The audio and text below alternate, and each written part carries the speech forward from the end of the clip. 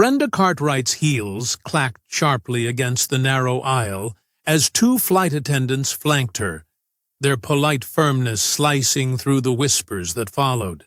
She couldn't believe this was happening. Her, a paying passenger, a loyal flyer, being paraded like a criminal in front of the entire cabin. "This is unfair," she barked, clutching her designer handbag to her chest. "I have rights.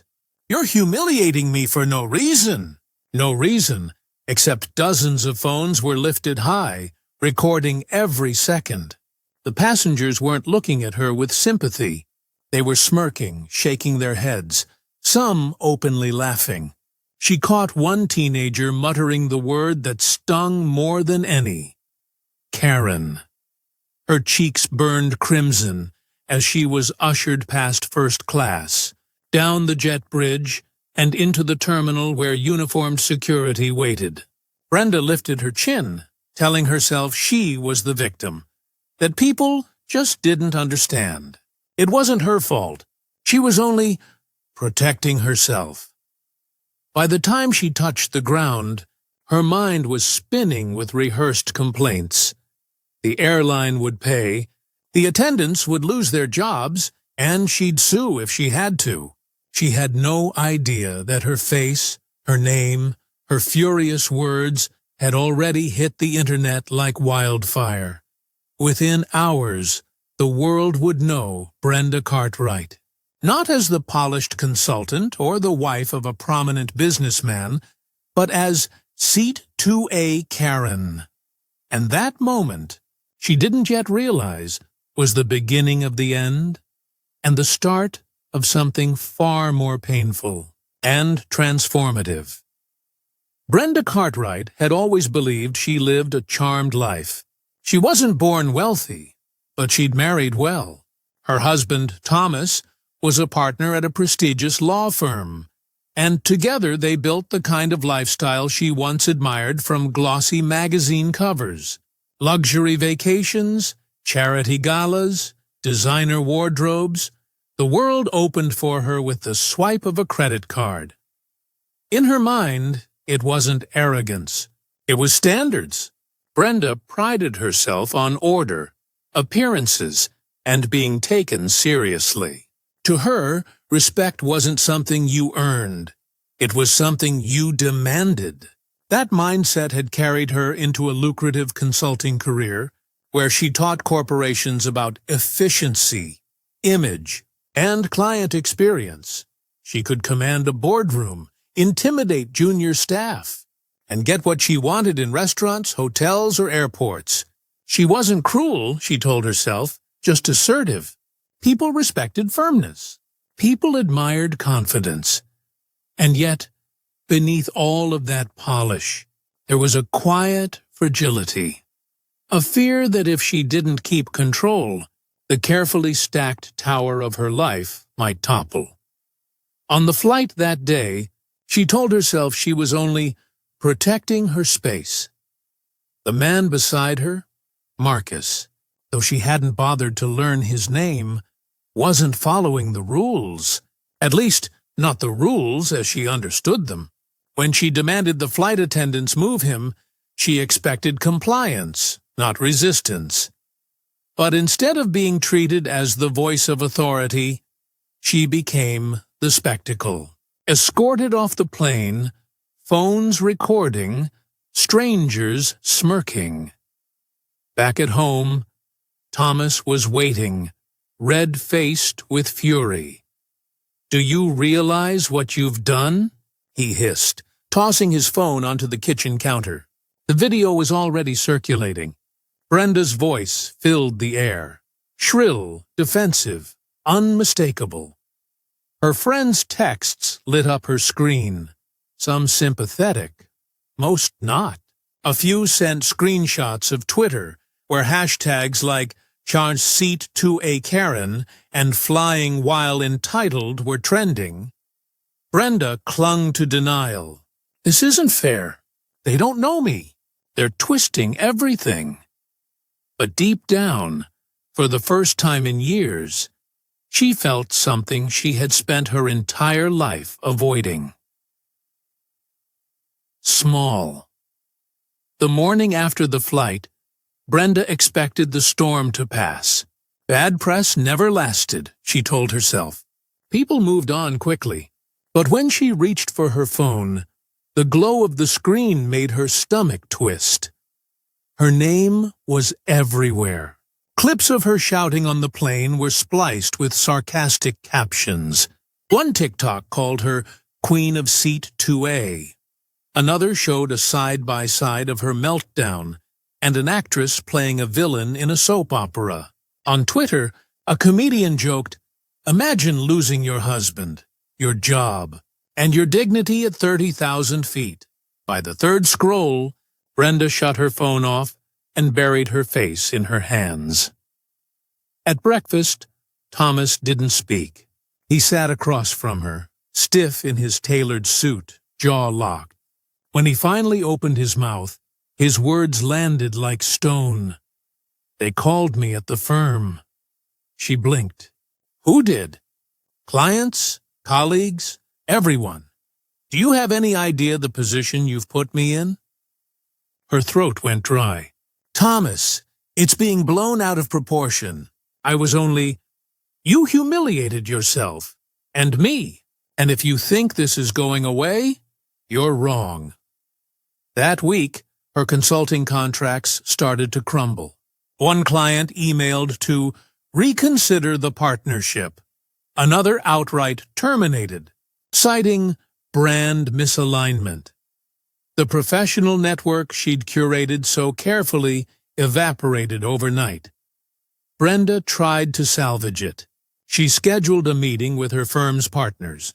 Walking in with her usual confidence, hair smoothed into a glossy chignon, a sharp navy suit. They didn't even let her finish her speech. "Brenda," one partner said, his expression stiff, "the optics are impossible. We can't afford the association." Her title, her career, her pride slipped through her fingers in a single meeting. By Friday, she was unemployed. The loneliness hit next. Friends who once called her for brunch or charity luncheons stopped answering. Group chats went silent. Invitations vanished. She caught her reflection in shop windows as she walked home one afternoon, sunglasses hiding her puffy eyes. For the first time in years, she didn't recognize the woman looking back. Thomas grew distant. At first his anger was cold but manageable. Then it hardened into silence. He spent late nights at the office, came home later and later. The night he didn't come home at all, she knew. A week later, he told her, "I can't do this anymore, Brenda." Her chest tightened. "You mean us?" "I mean everything. The house, the parties, the reputation. You've destroyed it. I can't rebuild with you dragging me down." His words were deliberate, cruel in their calmness. He didn't shout. He didn't cry. He just ended it, like tearing a page from a book. By the end of the month, he filed for divorce. Brenda's pride became her shield. She went on television for a morning show, her makeup flawless, voice sharpened to steel. "This is a witch hunt," she declared. "I was targeted unfairly. People don't know the full story." But if she thought the interview would clear her name, she was wrong. The clip went viral for all the wrong reasons. The internet mocked her lack of remorse. Headlines read, "Karen doubles down." It wasn't just strangers this time. Even her younger sister Melissa called her. "Bren, do you even hear yourself? You sound exactly like the woman everyone says you are." Brenda bristled. "Melissa, you don't get it. People are twisting everything." "No," her sister said softly, "you're twisting it, and you don't even realize." The words stung more than she admitted. Alone in her condo, Brenda scrolled through thousands of comments. Some were cruel, others mocking, but a handful stuck with her. Stories from black men and women describing the exact same humiliation she had put Marcus through. Stories of being treated as dangerous, suspicious, or less than, just for existing. She set her phone down, hands trembling. For the first time, doubt crept in. What if they're right? She wanted to push the thought away. She wanted to bury it under excuses. But late at night, when the lights were off and the silence was heavy, the truth gnawed at her. The condo felt cavernous without Thomas. Empty wine glasses dotted the counters, unopened mail piled at the door. Brenda sat in silence most nights, scrolling until her eyes burned. The internet still hadn't moved on. Memes resurfaced daily. Seat 2A Karen had become shorthand for arrogance, entitlement, and humiliation. One night, the phone rang. She almost ignored it. Most calls these days were reporters or strangers. But when she saw the name, she froze. Melissa. Her younger sister's voice was calm but firm. "Brenda, you can't keep hiding." "I'm not hiding," Brenda snapped. "I'm taking time." "Taking time?" "Bren, you've lost your job, your husband, your friends. What's left?" Brenda's chest tightened. "You don't understand." "No, you don't understand. You've lived in this bubble for so long, you can't see past yourself. Come with me. Just one day. Volunteer at the center. Listen to people who have actually suffered." Brenda almost laughed. Volunteer? At some dingy community center? She was a consultant, a woman who'd worn Chanel suits and sipped champagne at galas. What good would stacking canned goods or handing out flyers do for her? Still, she heard the edge in Melissa's voice, the disappointment, and for the first time, Brenda didn't want to hang up. The next Saturday, she found herself in a worn brick building on the city's south side. The community center buzzed with energy. Children playing tag, volunteers unloading boxes of food, a line of families waiting patiently for supplies. Melissa introduced her to the staff. Some nodded politely.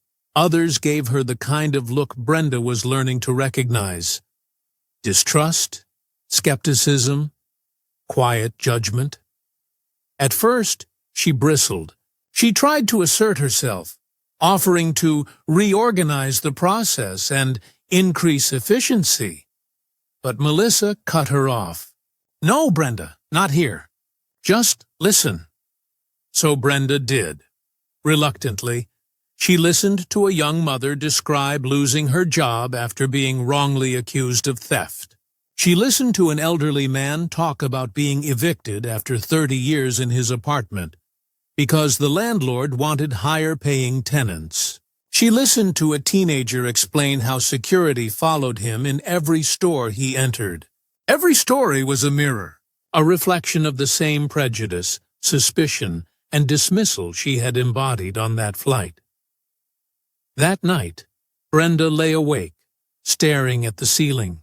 The words replayed in her mind, not her own, but theirs. For the first time, she wondered if maybe Marcus hadn't been the problem at all. Maybe it had always been her. Weeks at the community center softened the sharp edges of Brenda's pride. She wasn't transformed overnight. Far from it. She still caught herself speaking too quickly, too forcefully, assuming she knew best. But each time, Melissa's glance reminded her to stop, breathe, listen.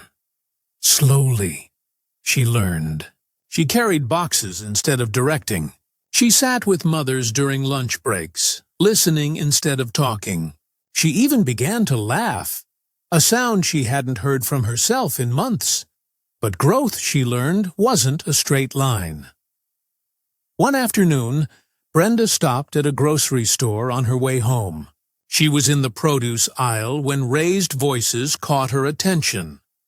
A white woman, mid-50s, was berating a young black cashier. "This is ridiculous. Are you even trained? Do you know who I am? I demand to see your manager. The word struck Brenda like a whip crack. It was her voice, or at least the voice she had once wielded so easily. The boy, no older than 17, looked trapped, his hands trembling as he scanned the groceries again. Customers stood by, awkwardly silent, watching the scene unfold. Brenda felt her chest tighten. Part of her wanted to walk away. It wasn't her business. But another part, the part that had heard countless stories at the center, pushed her forward. She stepped closer. "Excuse me," Brenda said, her voice steady but calm. "He's doing his job. You don't need to speak to him like that." The woman turned, eyes narrowing. "Who are you? Another customer? Mind your own business." Brenda's pulse raced.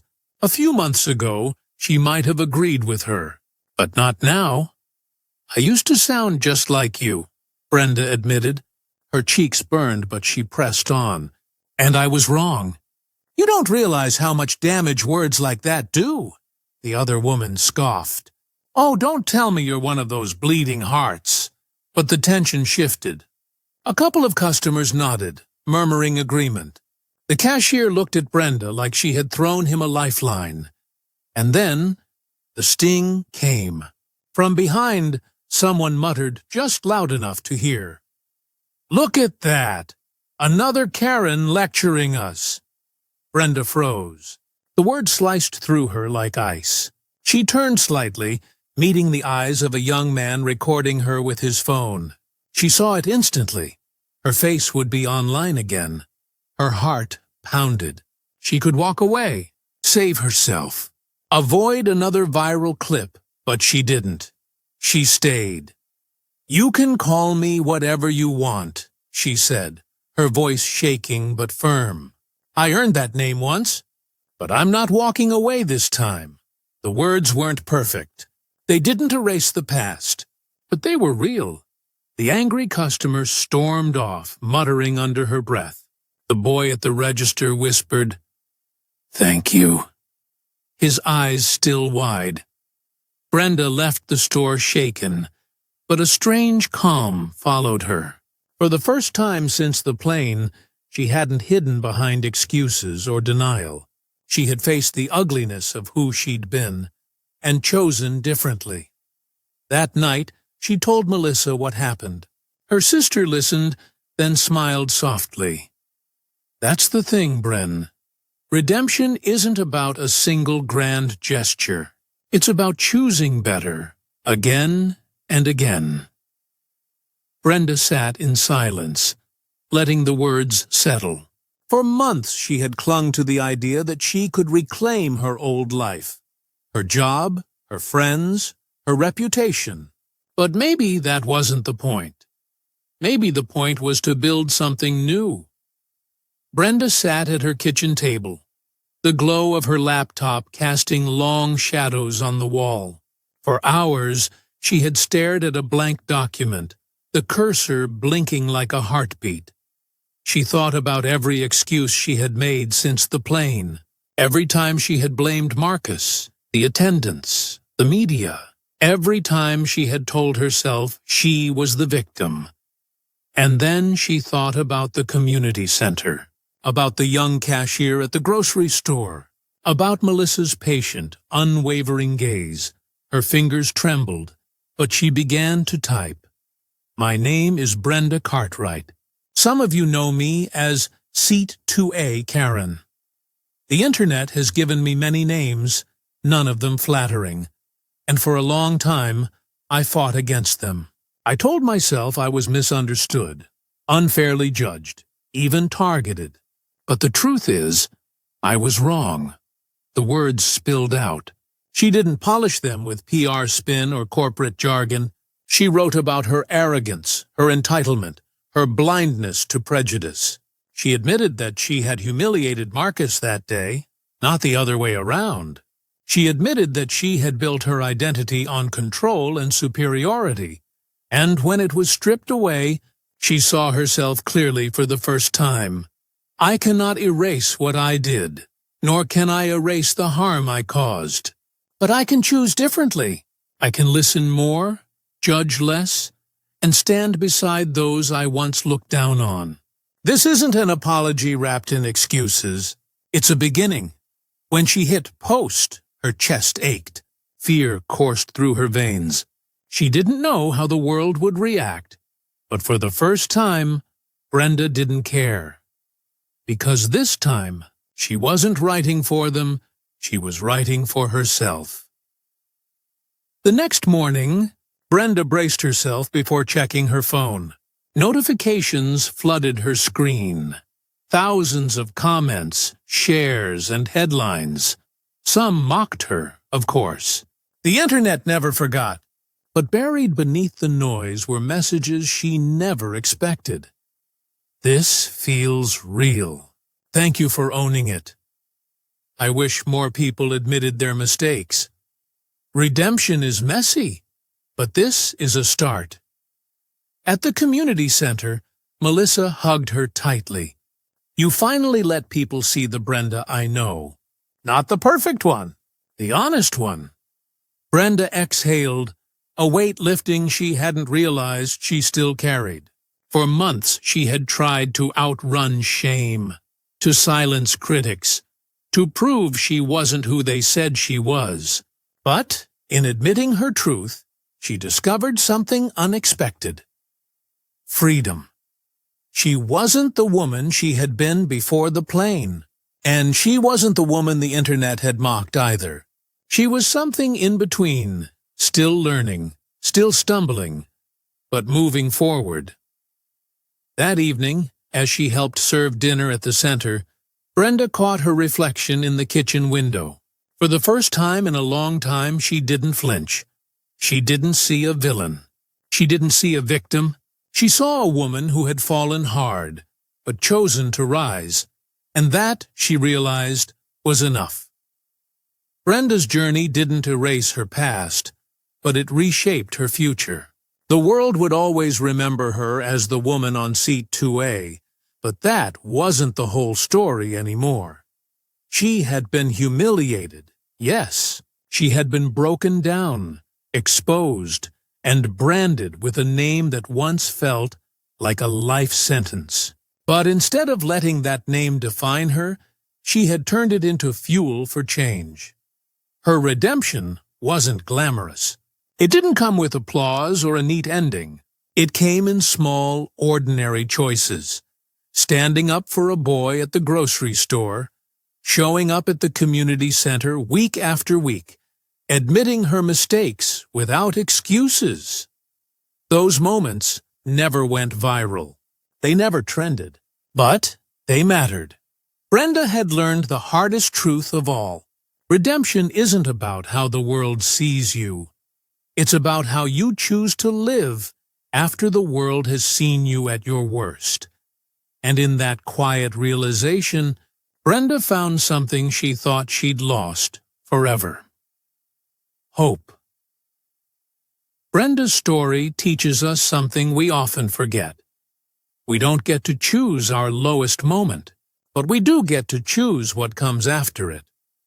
One mistake, one outburst, one lapse in judgment, it can follow us forever. But it doesn't have to define us. What defines us is whether we hide from it or face it, whether we double down on pride or choose humility. Redemption isn't loud. It's not about proving the world wrong.